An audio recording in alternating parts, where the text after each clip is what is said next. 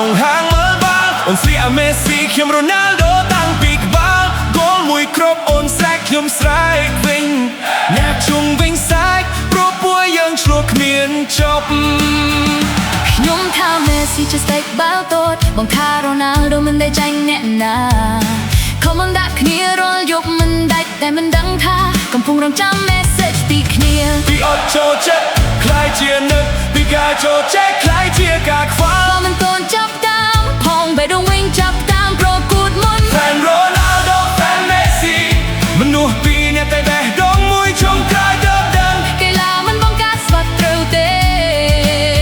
វាបង្កើតមិត្តបង្កើតស្នេហា Messi មានផ្លូវរបស់បរ Ronaldo មានសូវបន្សេងគ្នាតែស្នេហារបស់យើងមិនចាំបាច់ជ្រើសអ្នកណាឈ្នះទេ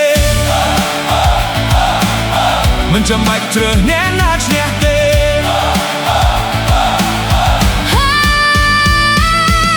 ថ្ងៃនេះអូនពាក់ឲ្យ Messi ដដែលបងពាក់ឲ្យ Ronaldo មិនដែលប្តូរតែដៃយើងកាន់គ្នាស្រែកគោលជាមួយគ្នាព្រោះអ្នកឈ្នះពិតប្រាកដគឺបាល់ទាត់និងស្នេហាយើងគ្មាន Messi